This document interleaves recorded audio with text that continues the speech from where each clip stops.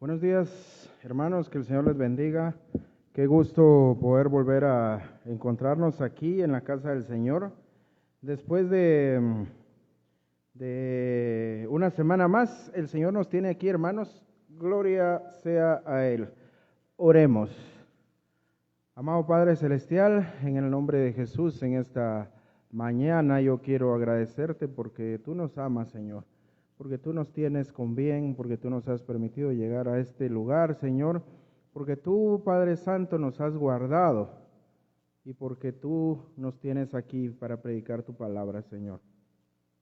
Te ruego, Padre Celestial, que quites de nuestro corazón todo aquello, Padre, que nos interrumpa para estar en una comunión perfecta contigo, Señor, en una comunión santa. Quítanos, Señor, todo pensamiento negativo, Padre, y quita de nosotros todo aquel estorbo, Señor, que quiera distraernos, Padre, de lo que tú quieres decirnos en esta mañana. En el nombre de Jesús, en tus manos encomiendo este momento, Señor, para que seas tú quien nos hables, Padre. En el nombre de Jesús. Amén. Abramos nuestras Biblias, por favor, hermanos, en la primera carta del apóstol Pablo a los Corintios. Y vamos a meditar en el capítulo 16, en el último capítulo de esta carta. Capítulo 16. Y vemos, hermanos, que Pablo va a dar las salutaciones finales, hermano. Pero él quiere terminar esta carta todavía con algunas exhortaciones, con algunos mandatos para la iglesia de Corinto. Y me llama mucho la atención lo que el apóstol Pablo nos dice en los versículos 13 y 14. Me dice amén si lo tiene ahí, por favor.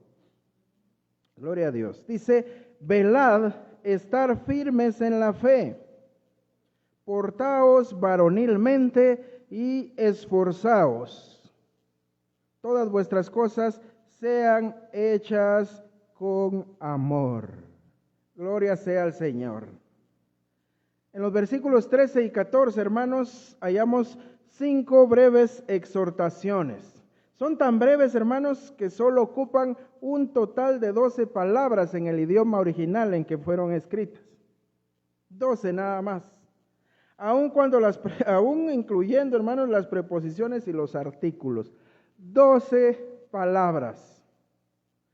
Pero poderosas, hermanos. Poderosas exhortaciones. La que el apóstol Pablo da en estos versículos, en donde está para finalizar su carta. 5 exhortaciones. La primera de ellas dice, hermanos, velad. Velad.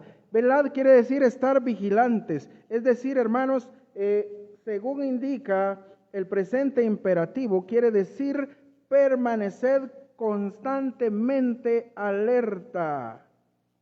Ahuyenten de vosotros la somnolencia, quiten de ustedes el sueño. Eso es lo que el apóstol quiere decir, el sueño espiritual. Miren que el enemigo no duerme. Gloria sea al Señor.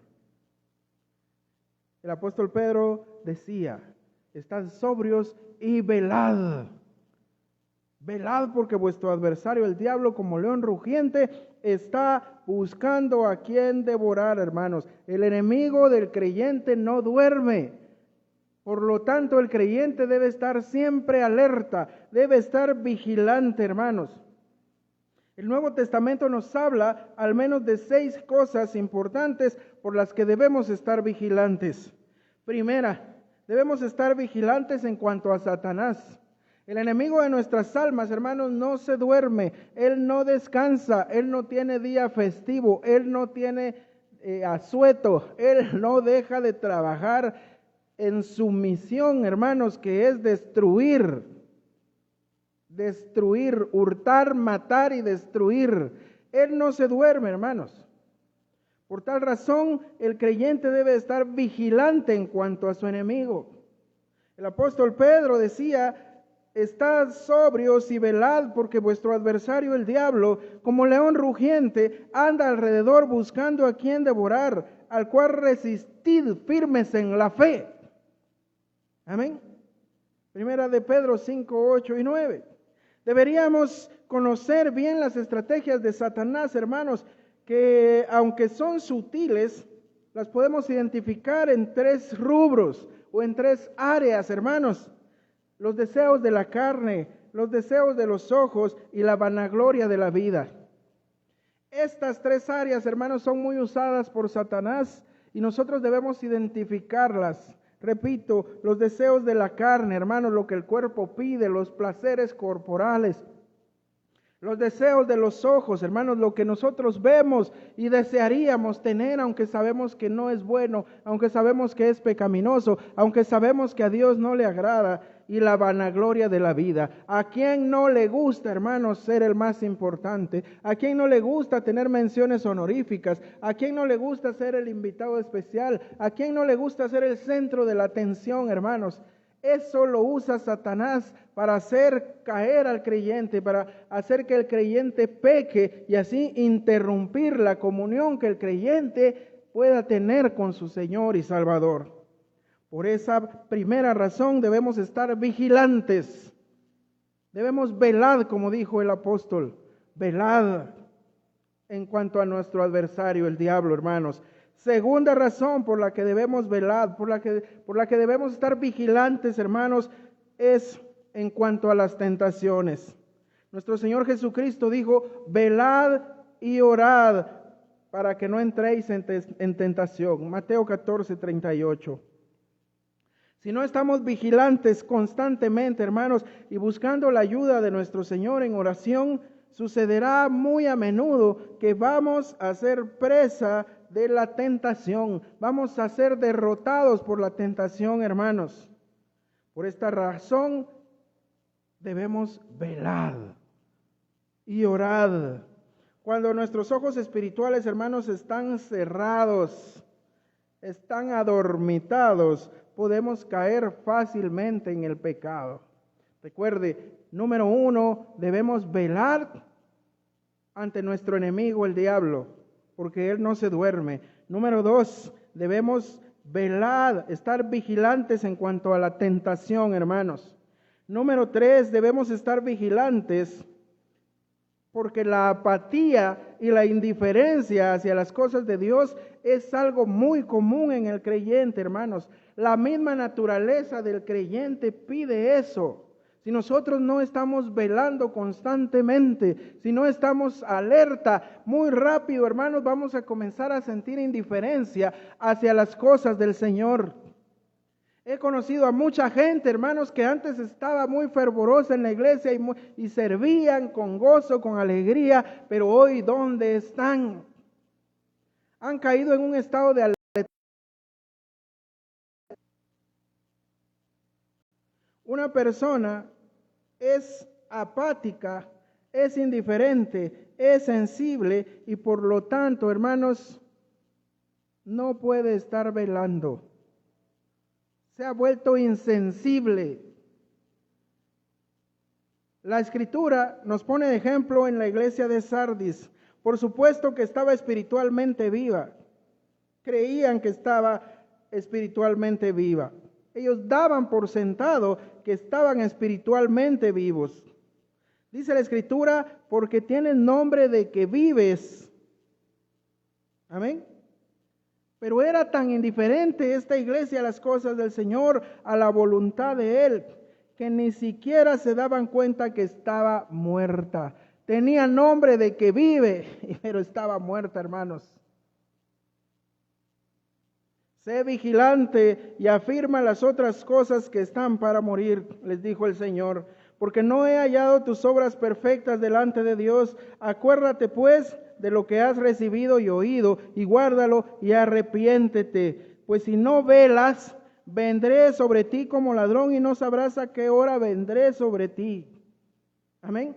Debemos estar vigilantes, hermanos, ante la apatía y ante la indiferencia.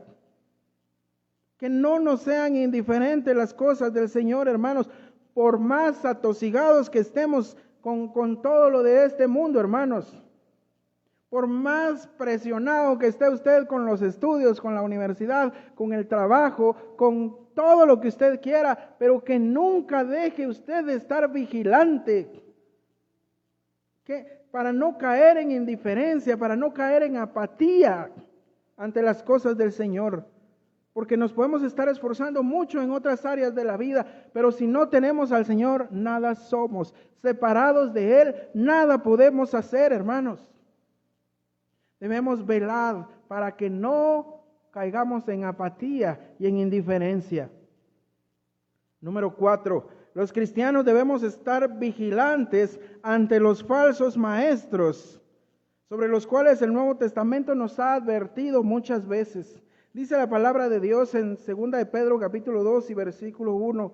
Pero hubo también falsos profetas entre el pueblo, como habrá entre vosotros falsos maestros, que introducirán encubiertamente herejías destructoras y aún negarán al Señor que los rescató. El apóstol profetizó, hermanos, hubo falsos profetas entre el pueblo, como lo habrá también entre vosotros. Amén.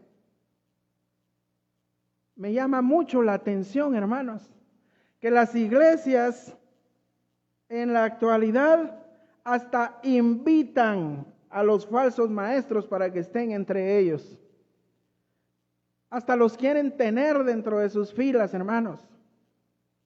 Es preocupante ver cómo se cumple la escritura, hermanos. Dice, se amontonan maestros conforme a sus propias concupiscencias, porque están insatisfechos con la verdad, se van a volver a fábulas. Y mire, la gente que tiene comezón de oír algo nuevo, algo llamativo, algo sobrenatural, va tras ellos.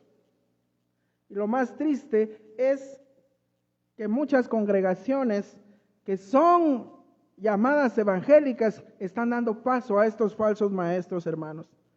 Nosotros, por lo tanto, debemos de ser sobrios en todo, hermanos, y cotejar todo lo que se nos enseñe a la luz de las Escrituras. Esta semana vi un pequeño video del pastor español Juan Manuel Vaz, y lo cito textualmente. Él dice, Cash Luna dice que tiene la verdad.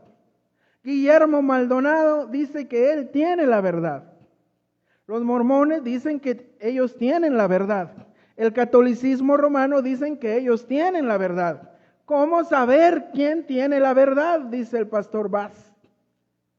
Pero me impactó lo que él dijo al final, hermanos.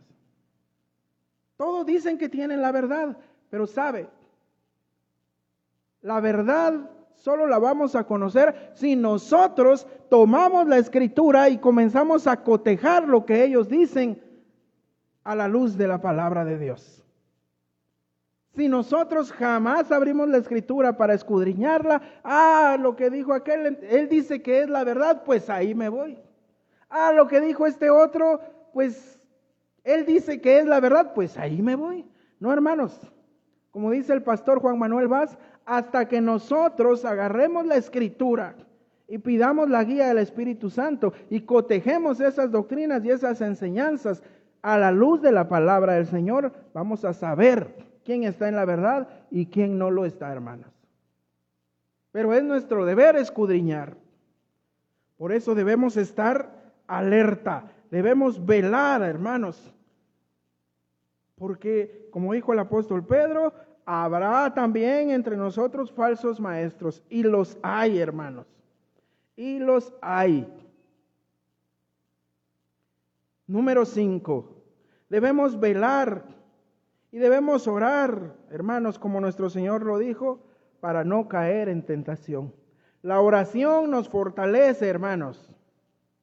La oración nos nutre, la oración nos protege de las acechanzas de Satanás. Debemos estar en alerta, pero en oración. Amén. Debemos estar orando constantemente. Por eso el apóstol escribía, orad sin cesar. La oración no es simplemente un ritual religioso, hermanos. ¿Qué vamos a tener a la hora de levantarnos? Señor, gracias por este día, amén. A la hora de comer, Señor, gracias por estos alimentos en el nombre de Jesús. Amén. A la hora de acostarnos, Señor, gracias por este día que nos has dado en el nombre de Jesús. Amén. No, hermanos, la oración no debe ser simplemente un ritual religioso con el cual hay que cumplir. Hermanos, la oración debe ser como la sangre del cuerpo espiritual.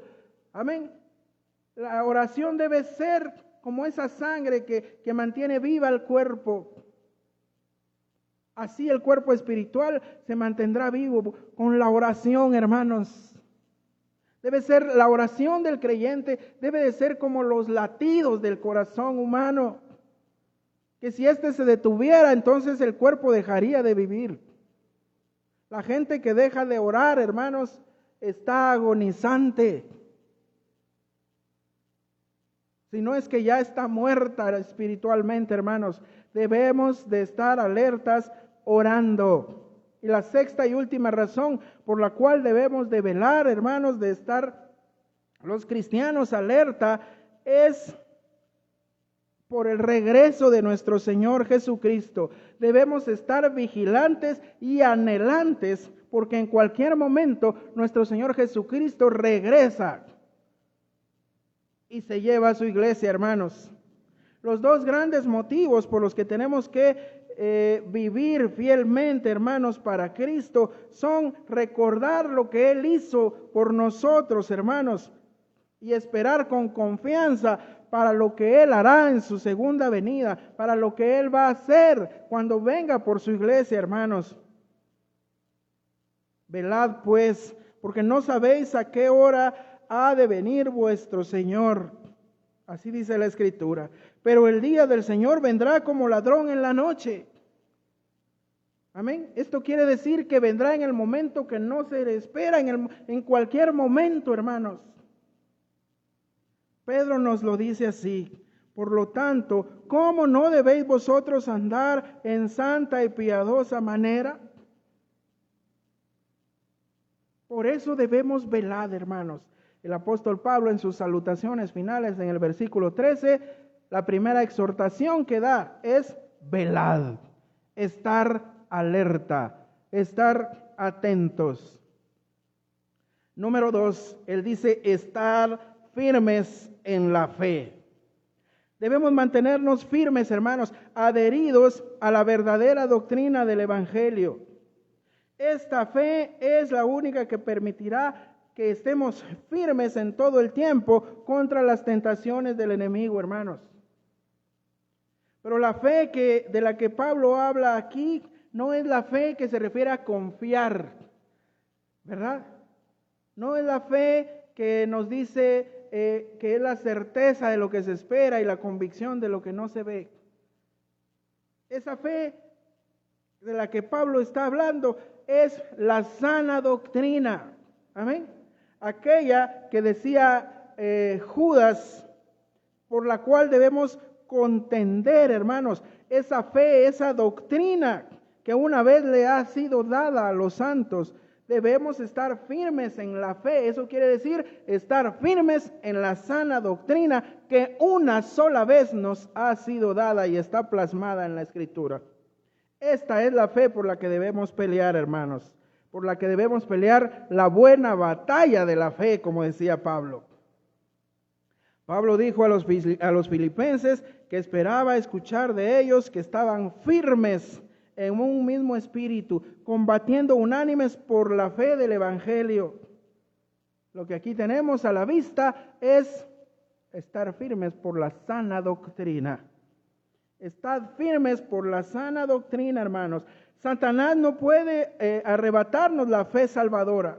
Esa ya la tenemos, hermanos.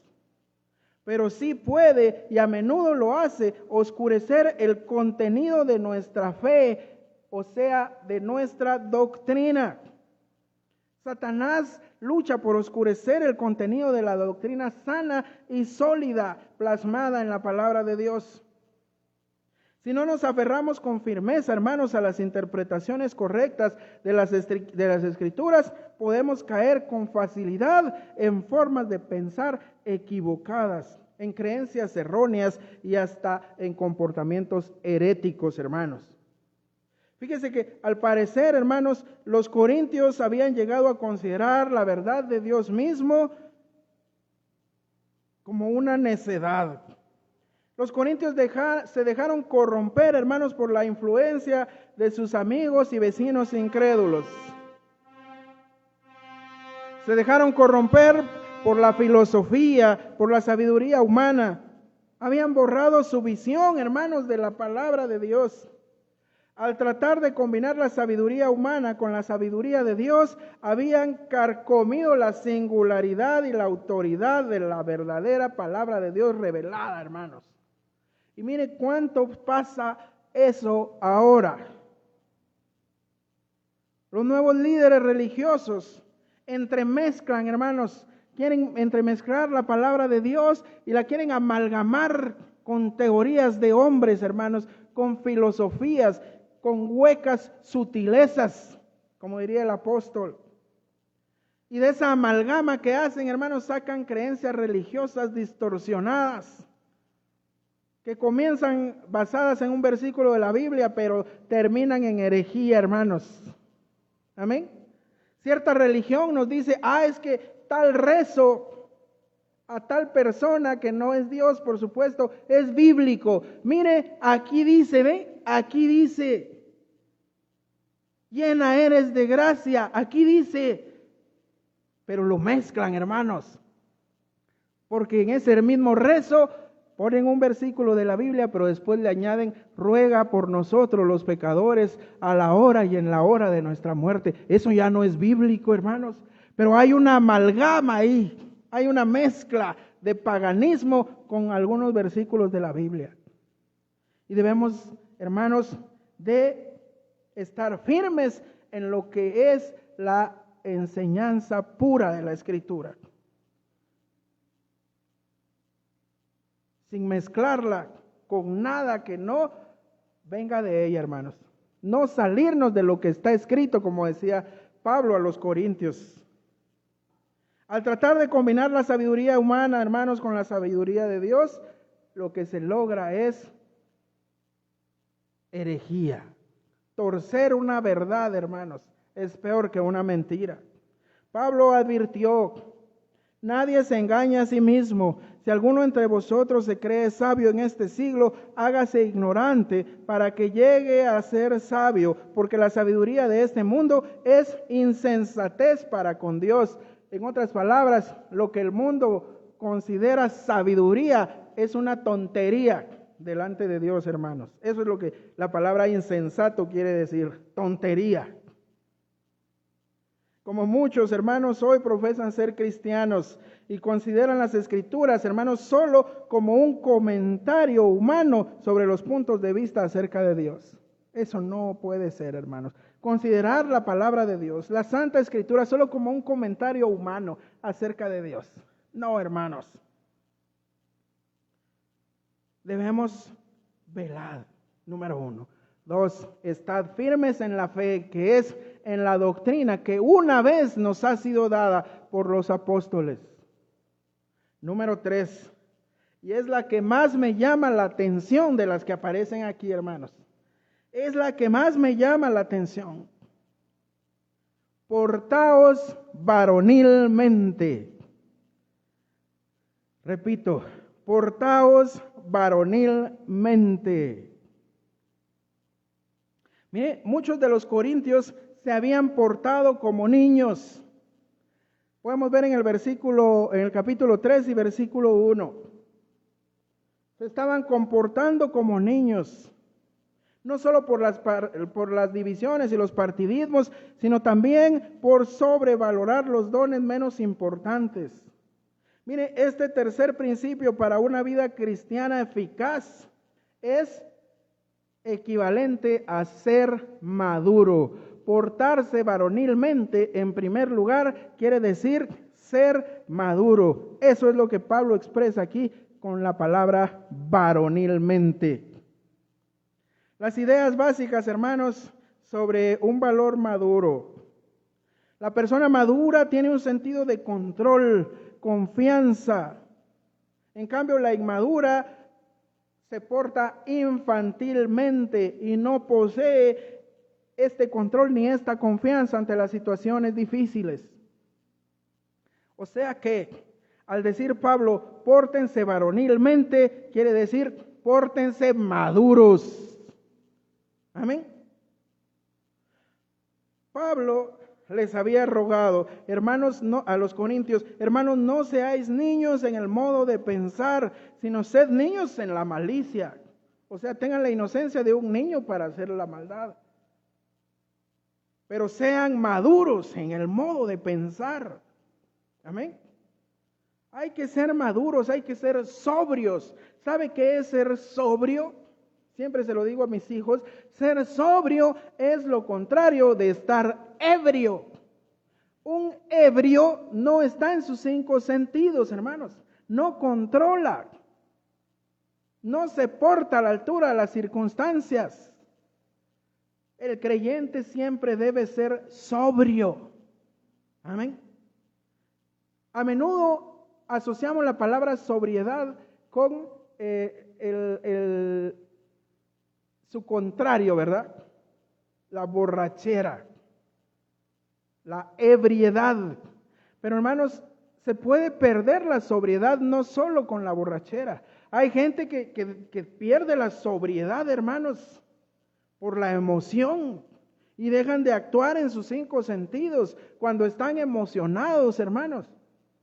Ya sea porque están encolerizados o porque están muy eufóricos o porque están muy contentos o lo que sea, pero dejan de ser sobrios y dejan de comportarse maduramente, hermanos. Por eso es que vemos que en las congregaciones evangélicas algunos van rodando por el piso, hermanos.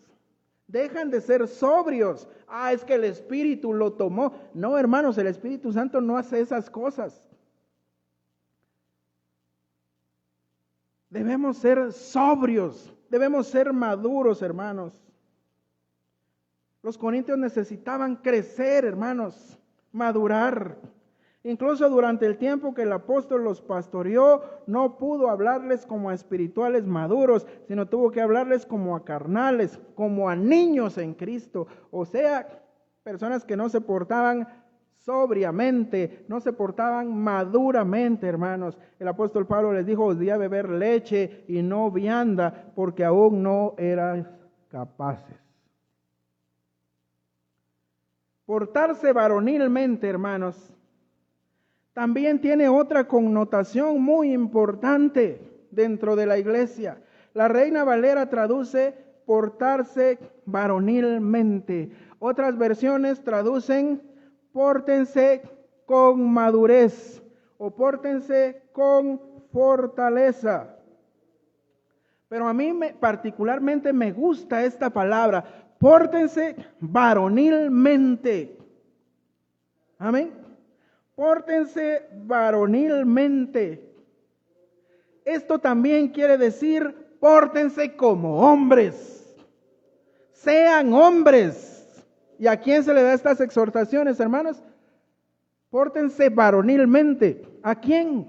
A los hombres, por supuesto. No quiere decir que a las hermanas no se les va a decir que también se porten con madurez. Pero esta exhortación particularmente se les está dando a los hombres. Amén. Seamos hombres, hermanos. David, antes de morir, le dijo a su hijo Salomón, Primera de Reyes, capítulo 2 y versículo 2. Dice, yo sigo el camino de todos en la tierra. Pero le dice, esfuérzate y sé hombre. Mira, hermano, qué exhortación esta. David a su hijo Salomón, cuando David ya estaba para partir de este mundo. Esfuérzate y sé hombre. Mira, hermanos, el ser un hombre es un término tan manoseado en la actualidad. Es un término tan menospreciado, hermanos. Porque ser un hombre es una chaqueta, hermanos, muy pesada, que a algunos les queda grande. Ser hombre no solamente quiere decir tener las glándulas gónadas de un varón. Amén. Ser hombre significa muchas otras cosas más, hermanos. A muchos les queda grande el término ser un hombre. Y eso indigna, hermanos. Eso indigna. En el mundo, hermanos, en el mundo perdido, se cree, hermanos, que ser un hombre, como decía, hermanos, perdóneme por, usted va a decir, ay, tan mundano el hermano. Perdóneme por el ejemplo que voy a poner. Pero el apóstol escribió, escudriñarlo todo y retengan lo bueno. Y para mí que estas palabras tienen mucho de cierto. Un cantante mexicano que en 1979 participó en el festival OTI. Él escribió la canción que decía, no es más hombre el que parece, ni el que grita más ni espanta, ni el que bebe más ni aguanta. Y el mundo, hermanos, esa idea tiene de ser un hombre. Es más hombre aquel que grita y espanta. Es más hombre aquel que aguanta tomarse más cervezas. Es más hombre aquel que es capaz de pelearse con 6 a la vez. Es más hombre aquel que en su casa tiene sojuzgados con un régimen del terror a sus hijos y a su esposa. Ese qué hombre es. No, hermanos. El mundo tiene un concepto distorsionado de lo que es ser un hombre. Para el creyente, para el salvo, para el Hijo de Dios, un hombre, ser un hombre, como David le dijo a Salomón, sé hombre, quiere decir, hermanos, afrontar las cosas de la vida con valentía, hacerle frente a las adversidades como lo hacen los hombres verdaderos. Así David le dijo a Salomón, quien lo sucedería en el reinado, esfuérzate y sé hombre. Me encanta eso, hermanos. Sé hombre. Moisés, hermanos, dijo a Josué cuando le informaba que sería su sucesor, Deuteronomio 31:7, esfuérzate y anímate porque tú entrarás con este pueblo en la tierra que juró Jehová a sus padres que les daría, y tú les harás heredar. El término que está usando es el mismo que usó David cuando Moisés le dice, esfuérzate y anímate. Le está diciendo, sé un hombre. Joab, hermanos, general de los ejércitos de Israel, da las siguientes instrucciones. Sean hombres. Eso les está diciendo a sus soldados. Dice, 2 Samuel 10:9, viendo pues Joab que se le presentaba la batalla de frente y a la retaguardia, y entresacó de los escogidos de Israel y se puso en orden de batalla contra los sirios. Entregó luego el resto del ejército en manos de Abisaí su hermano y lo alineó para encontrar a los amonitas y dijo, si los sirios pudieren más que yo, tú me ayudarás, y si los de Amón pudieren más que tú, yo te ayudaré. Esfuércense y esforcémonos por nuestro pueblo. Él les está diciendo, seamos hombres. Es que mire, hermano, como le decía, ser un hombre no es ser macho. Amén. Porque el mundo, hermanos, perdido, cree que ser macho y ser hombre es lo mismo. El macho, hermanos, es un animal, perdónenme la expresión, es una bestia. ¿Cómo actúan en el reino animal los machos, hermanos? A todo le aplican violencia, todo lo solucionan con violencia, hermanos. Si alguien quiere ser el líder de la manada, ¿cómo se va a imponer? Por la violencia. Amén. Y muchos tienen iba a decir ese pensamiento, pero no sé si llamarlo así. Muchos creen que portarse varonilmente, ser hombres, es ser violentos, hermanos. Amén. Esa es una parte, ¿verdad?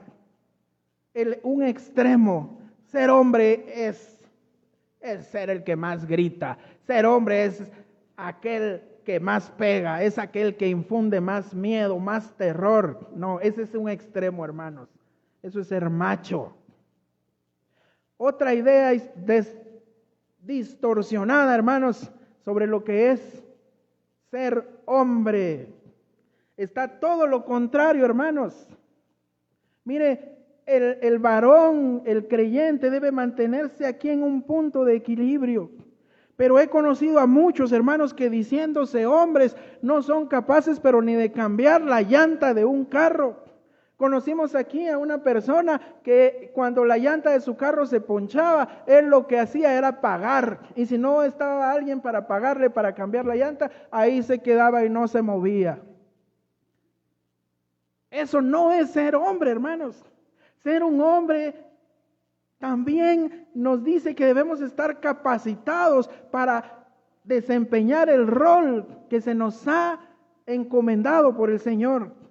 En la familia, hermanos, el rol del varón es proteger a la familia, hermanos, pero protegerla siendo pensantes, es cuidar a la familia. Dice el pastor John MacArthur, hubo un tiempo en el cual ser hombre significaba tener que pelear para proteger a la familia.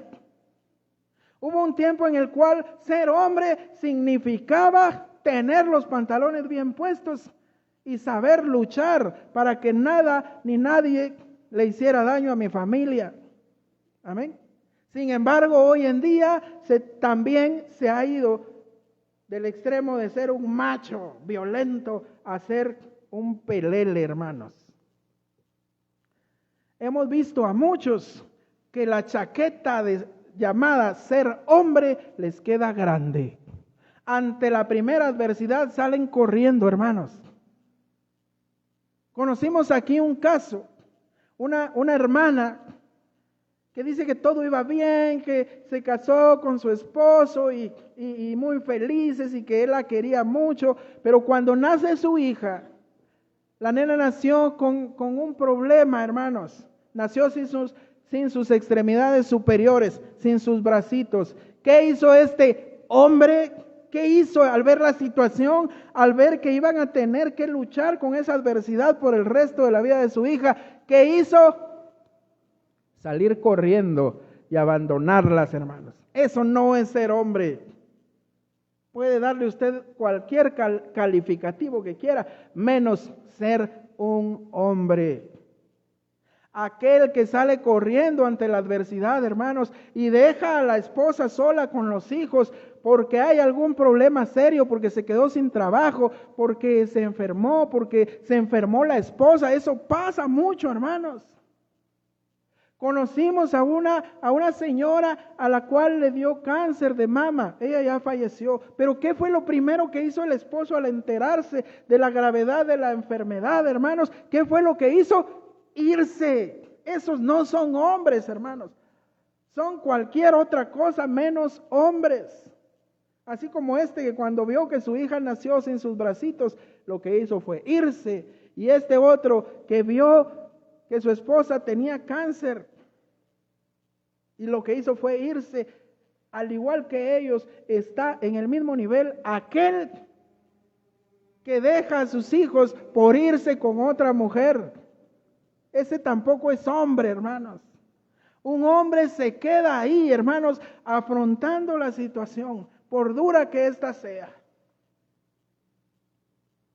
Es nuestra responsabilidad como creyentes genuinos enseñarle a nuestros hijos a que, como decía Pablo, se porten varonilmente.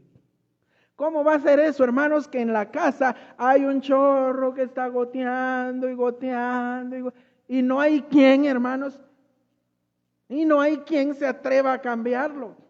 A veces la propia esposa, mejor es ella la que trata de hacerlo.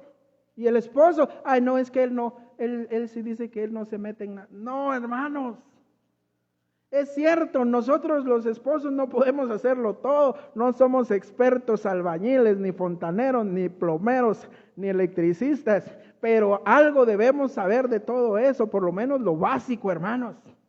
¿Cómo va a ser eso que se me pincha la llanta del carro y ahí me voy a quedar, hermanos? ¿Cómo va a ser eso? No, no puede ser.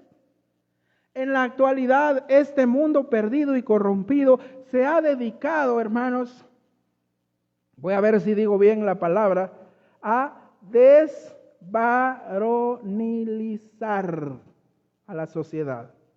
Desvaronilizar. O sea, hermanos, a quitar lo masculino de la sociedad. Ya a los niños se les enseña a que portarse amaneradamente, eso está bien.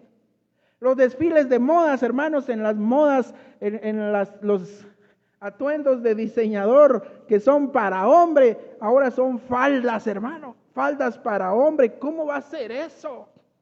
Pero eso es lo que Satanás quiere, hermanos. Quitar, hermanos, al varón y su papel que juega importante dado por Dios en esta sociedad. Desvaronilizar esta sociedad. Y el mundo está sucumbiendo ante eso, hermanos. Ya no importa si el hombre sale con falda. Ahora los hombres se depilan. Hombres se ponen su delineador. Los famosos metrosexuales que dicen que son hombres, son varones, pero les gusta lucir bien. Y por eso se operan la barbilla. Por eso se depilan las piernas. Ay, hermanos, por favor.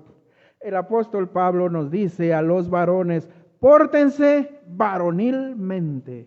David le dijo a su hijo Salomón, sea un hombre, mi hijo. Sea un hombre.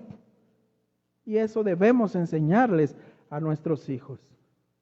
Vemos hoy con tristeza que muchos de nuestros niños tienen actitudes que no son de varones, hermanos. Actitudes que no son de varones. Y uno profundizando y platicando con los niños, uno se da cuenta de que esas actitudes son así porque en casa no está el papá. El papá no fue un hombre, fue un cobarde y salió corriendo por la razón que sea. Pero sola mamá se quedó educando a ese niño. Amén. Y eso no puede ser así, hermanos. Es cierto que hay mamás luchonas, que hay mamás guerreras y lo que usted quiera, pero una mujer nunca va a poder tener el rol del varón en la vida de sus hijos, y no digamos en la vida de sus hijas mujeres. Así pues, hermanos, portémonos varonilmente. ¿Hay adversidades? Sí, hermanos, pero hay que afrontarlas, no salir corriendo. Como dijo Joab, hermanos, el general de los ejércitos de Israel, esforcémonos por nuestro pueblo, seamos hombres. Como Moisés le dijo a Josué, esfuérzate y sé un hombre. Como David le dijo a Salomón, sé un hombre y esfuérzate. La Biblia está llena de eso. Esfuérzate y sé valiente. No seas cobarde. Sé un hombre. Amén. Pero las hermanas también tienen que recibir este mandato. No de asumir ellas el rol masculino. No. Las hermanas tienen que acatar el mandato de ser esforzadas también, ser valientes. A veces, hermanos, son las damas las que salen más luchadoras que los propios varones. A veces son las mujeres las más valientes, hermanos. ¿Sabe una cosa? Así como Moisés, varón de Dios, esforzado, hermanos, necesitó en un momento de su vida ser ayudado porque no soportaba tener los brazos en alto y necesitó ser ayudado.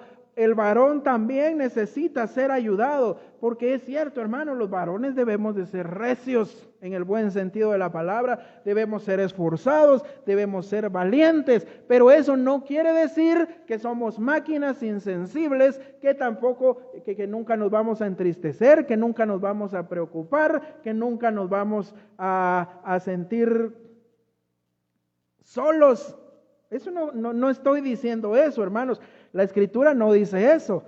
Lo que sí dice es que ante esas situaciones no debemos salir corriendo, debemos portarnos varonilmente, pero el hombre también es un ser que tiene sentimientos, intelecto y voluntad. Por lo mismo necesitará en algún momento de su vida ser ayudado. Y ahí está el papel de la esposa, hermanos, de los hijos. Cuando el varón, por momentos, hermanos, porque somos humanos, necesita, porque la situación es muy adversa, la esposa y los hijos, igual que a Moisés, deben venir y ayudarle a tener los brazos arriba, hermanos. Gloria sea al Señor. Me gusta mucho esta expresión. Portaos varonilmente. Dice la exhortación número 4. Esforzaos, que también se traduce como sean fuertes. Este verbo, hermanos, nos recuerda el esfuerzo que tantas veces aparece, hermanos, en el capítulo 1 de Josué. ¿Recuerda usted? Mira que te mando que te esfuerces y seas valiente. Amén. Mostrad que sois hombres en el esfuerzo que hacéis por manteneros firmes. Muestren que son hombres con el esfuerzo que hacen para mantenerse firmes. La persona que piensa, hermanos, que por sí misma es fuerte, está en el mayor peligro de caer. ¿Sabe una cosa? El mayor peligro que alguien puede estar corriendo es pensar que por sí mismo es fuerte. Yo soy fuerte ante la adversidad. No, yo no me doblo. Resistiré, dice la canción. Sí, hermanos, y así debe ser la actitud, pero en el Señor. Porque si creemos que somos fuertes en nuestras propias fuerzas, estamos en peligro inminente, hermanos. ¿Sabe una cosa? El apóstol Pablo, en un momento de su ministerio, se enfrentó a este peligro. Pablo había sido arrebatado al paraíso, allá donde él oyó palabras inefables que no le es dado al hombre expresar. Y dice, y para que la grandeza de las revelaciones no me exaltase demasiadamente, me fue dado un aguijón en la carne, un mensajero de Satanás que me abofetee para que no me enaltezca en sobremanera. Amén. Pablo le fue revelado esto, hermanos, el paraíso. Cosas, hermanos, que es indescriptible, que el hombre no puede entender, le fueron dadas a él, pero para que no se creyera él mismo, para que no se exaltase desmedidamente, él dice que le fue dado un aguijón en la carne. La lección que el apóstol aprendió directamente del Señor fue: bástate mi gracia, porque mi poder se perfecciona en la debilidad. Es cierto que recibimos el mandato, hermanos, de ser fuertes, de esforzarnos, pero en el Señor, nunca en nuestras propias fuerzas. Porque si así lo hacemos, seguramente vamos a fracasar. La fuente suprema de todo poder, por supuesto, es Cristo mismo. El apóstol Pablo decía: a todo puedo hacerle frente, pues Cristo es quien me sostiene. Sé vivir en la pobreza, pero también sé vivir en la abundancia, sé vivir en la escasez, sé vivir abundantemente, pero... Y ese es el contexto verdadero de Filipenses 4:13. Todo lo puedo en Cristo que me fortalece. Soy fuerte porque Cristo vive en mí. Cristo me da esa fuerza para afrontar cualquier situación. Pablo decía: doy gracias al que me fortaleció, a Cristo Jesús nuestro Señor, porque me tuvo por fiel poniéndome en el ministerio. Primera de Timoteo 1:2. Doy gracias al que me fortaleció, a Cristo. Cristo es la fuente de la fortaleza. Usted se siente débil, usted se siente asustado, eso es normal, hermanos. Es cierto que debemos portarnos varonilmente, pero portarse varonilmente y maduramente no quiere decir que no me voy a asustar, no quiere decir que no voy a tener miedo ante la adversidad. ante el nuevo comienzo, hermanos, en algo. A veces uno se siente abrumado, hermanos, cuando uno empieza en un nuevo trabajo. Uno piensa que no sabe para dónde agarrar, esto no tiene pies ni cabeza. A lo mejor para mí es abandonar. No, hermanos. O a ti que acabas de entrar a la universidad y también te sientes abrumada porque no entiendes nada, porque hay tanta cosa que yo no comprendo, es un mundo nuevo. Sí, es normal, pero el Señor te dice, esfuérzate y sé valiente, pórtate maduramente y a echarle ganas, fortaleciéndonos en el Señor. Me fortalezco en el Señor y en el poder de su fuerza. Doy gracias al que me fortaleció, a Cristo Jesús, decía Pablo. Ante cualquier situación, fortalezcámonos en el Señor. Recordemos, hermanos, ya para terminar, velad. Debemos estar alerta, vigilantes ante nuestro enemigo el diablo. Debemos velar para no caer en tentación, hermanos.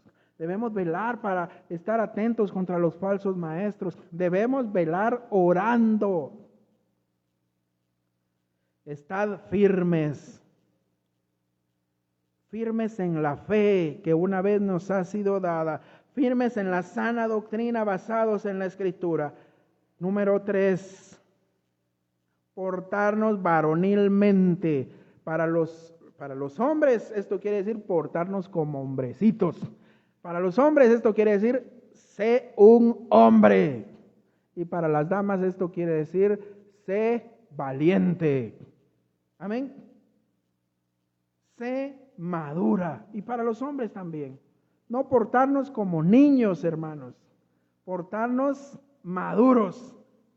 Y por supuesto, portarnos varonilmente, hermanos. Esforzarnos. Ser fuertes ante cualquier adversidad, hermanos. Porque es Cristo quien nos fortalece. Nunca dejándonos engañar por esa mentira que dice que yo soy fuerte en mis propias fuerzas. No. Debemos ser fuertes, pero en Cristo. Depender de Él y pedirle a Él fortaleza ante cualquier situación. Y por último, dice, todas vuestras cosas sean hechas con amor. La Nueva Versión Internacional lo traduce en un mejor sentido, más literal. Todo lo que hagáis, hacedlo por amor. Mira, hermano, hermana, el amor es más que un acompañamiento de las acciones cristianas. El amor debe ser la atmósfera misma en la que el cristiano vive y se mueve y tiene su ser. Nada de todo lo anterior servirá si no lo hacemos con amor. Gloria sea al Señor. Esa es la exhortación para el día de hoy. Velemos, estemos alerta, estemos firmes en la sana doctrina, portémonos maduramente y los caballeros añadimos, portémonos varonilmente. Esforcémonos, pidamos fortaleza del Señor, hermanos, y hagámoslo todo con amor. Padre, en el nombre de Jesús, te agradezco, bendito Salvador, infinitamente por tu palabra santa. Padre, te agradezco porque nos exhortas, Señor, a tiempo y fuera de tiempo, Padre. Gracias. Ayúdanos, Padre, a hacer esta palabra tuya un estilo de vida para nosotros. Por favor, te lo pido en el nombre de Jesús. Gracias, Padre. Amén. Gloria al Señor. Vamos a terminar la transmisión. Muchas gracias por habernos acompañado y a los que han estado presencialmente también muchas gracias. Dios le bendiga y nos vemos, si el Señor así lo quiere, la próxima semana. Amén.